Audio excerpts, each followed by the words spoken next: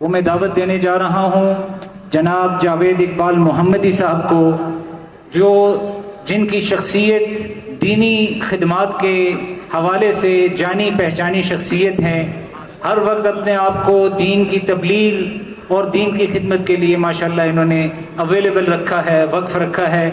آج کی اس محفل کی مناسبت سے وہ آپ سے دینی حوالے سے بات کرنا چاہتے ہیں۔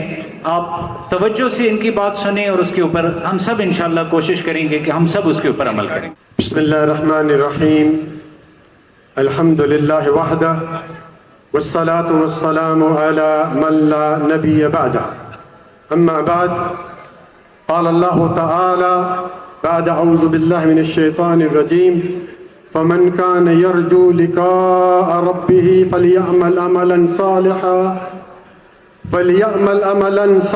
ولا یشرک بعبادۃ ربہ احدا۔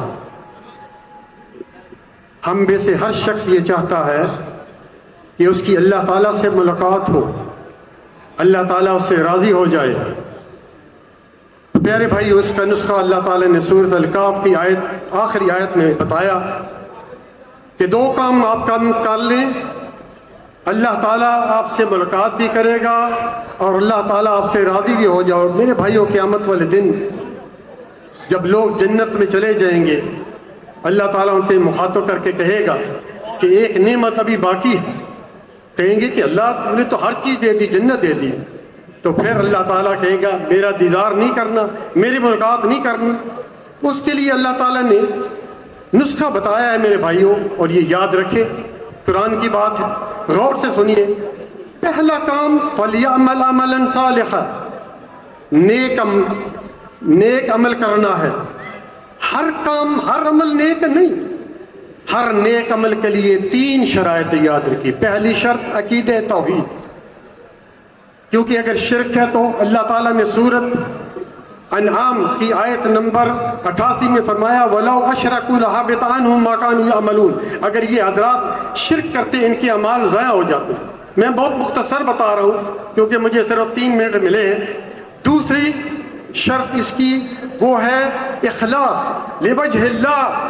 کوئی بھی عمل آپ نے کرنا ہے زندگی میں، حج، عمرہ، زکوٰۃ، روزہ، اس کے لیے دوسری شرط جو ہے وہ یاد رکھیں، اخلاص ہے۔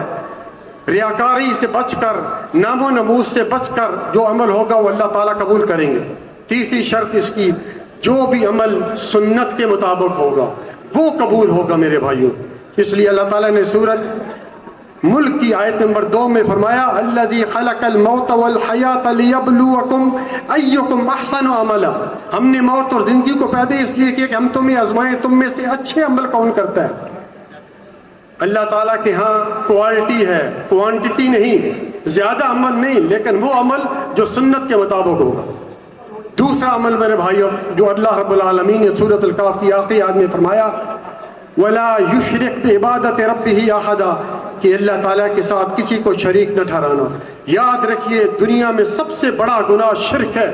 اللہ تعالیٰ نے اس کی معافی نہیں رکھی۔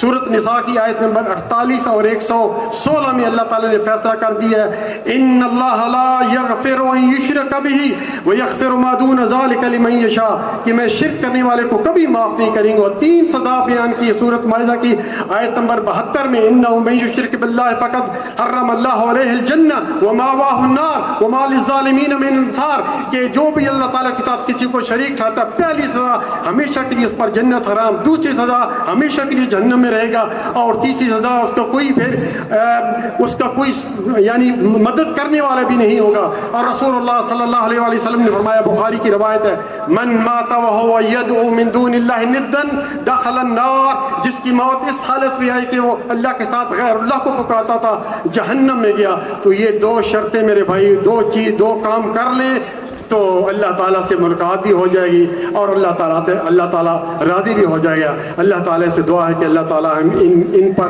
عمل کرنے کی توفیق عطا فرمائے، اور جتنے بھی حاضرین مجلس میں یہاں بیٹھے ہوئے ہیں، اللہ تعالیٰ ان کے صغیرہ اور کبیرہ گناہوں کو معاف فرمائے۔ جزاک اللہ خیرا، بارک اللہ فیک۔